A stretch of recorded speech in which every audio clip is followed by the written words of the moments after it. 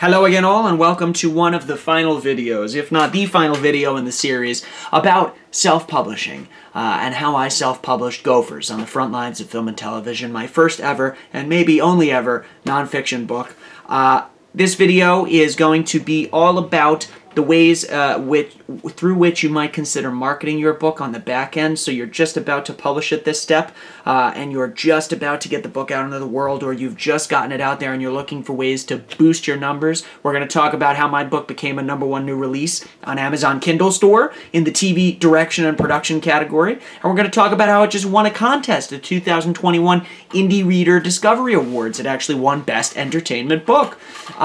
What I'm going to be doing is referring to my notes off the screen, the side of the screen here, so please don't mind my eyes jumping around. I'm not trying to woo you with any kind of crazy editing or any kind of special effects. I'm trying to just present to you somebody who no doubt is interested in finding the best, most invaluable resources for self-publishing. I'm trying to present that to you in as quickly and concisely a manner as I possibly can.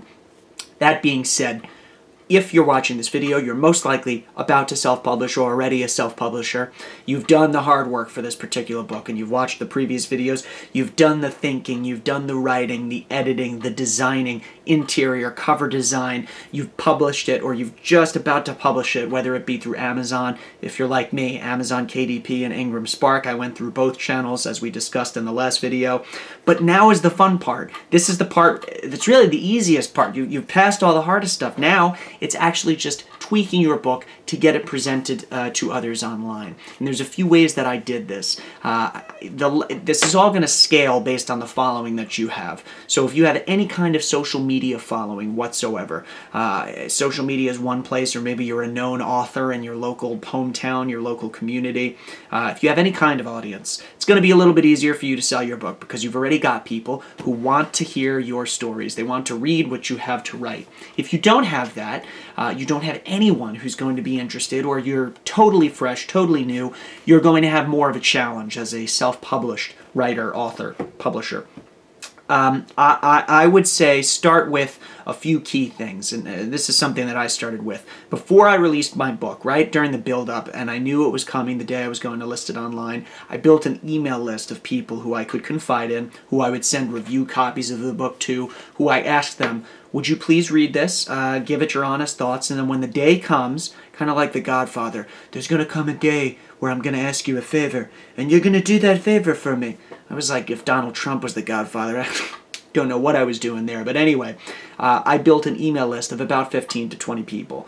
People who I asked beforehand if they wouldn't mind reading the book. They said yes. So when the day came, I had those 15 to 20 people who I could call on to say, would you post your reviews online? Of course, in your review, mention you received a copy for free, in exchange for an honest review, post your honest review. That was one thing that I did that helped trigger positive reviews online. People started seeing that. Generic people who I didn't know, organic, I should say, viewers and readers on Amazon and through the Ingram Spark outlets saw that and started buying copies of the book. And this is actually one of the ways that I became a #1 new release on Amazon Kindle. I highly recommend Jillian Perkins. She's a YouTuber that I admire, and she's got this fantastic series called Bestseller Book Launch. She breaks down basically what I just said into a series of videos on how to find the right people, what to ask them to do. She goes into extra ways that you can actually market this book through Amazon. They have special price promotions, a lot of things for you to consider.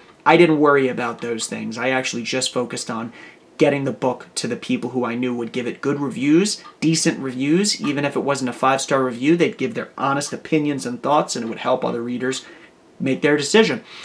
So I highly recommend looking at Bestseller Book Launch. You know, if you've seen my previous videos, I'm also a big fan of self-publishing with Dave. He's got a fantastic series, and the one I'm going to share today, and you'll see these videos popping up above and also down in the description. It's about how to get your book listed on Amazon and the pros and cons and ways to actually boost your numbers there. He goes into some of the things that are very important, such as categories and keywords on Amazon. When you list your book, self-publish it with a self-publishing service such as Amazon or Ingram, you get to choose a category or 2 or 3, sometimes more. Hair in my mouth. Tastes like it's still there. That's better. You get to choose a category or two, or three. You want to do your due diligence, do your research, and find the categories, whether your book is nonfiction or fiction. Find those categories that your book most closely aligns with. For me, this is about film, TV, video production. So I found two categories: film production and direction, television production and direction. Those are the two main categories that I selected on Amazon. I also didn't just throw my book blindly into those. If I had thrown it into the film category, it would have gotten mixed with everything. Set design, behind the scenes, acting, direction and production. I specifically selected the niche of direction and production because I knew that that was my target audience, people who were interested in the behind the scenes. The book is about working as a film, TV production assistant. That's what my category was, and that was actually the category that I was the #1 new release in, TV direction and production. Readsy does a great job with this. They have a whole video that goes into a really detailed breakdown on selecting your categories and your keywords and why those are so important. So again, these are 3 channels and 3 series of videos that I believe you must watch, simply put. There's another thing.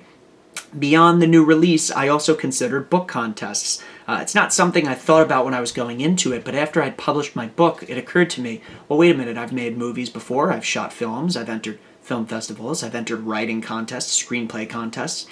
Is there a book contest? And sure enough, there's tons of book contests. There's a lot of them that are free to enter. I would say a good handful. The problem with those is you get anybody and everybody entering their book, so it's very difficult to compete, and I can only imagine what the reviewers or the critics, the judges, I suppose, how they go through the process of judging everything that they come across. I really can't imagine it.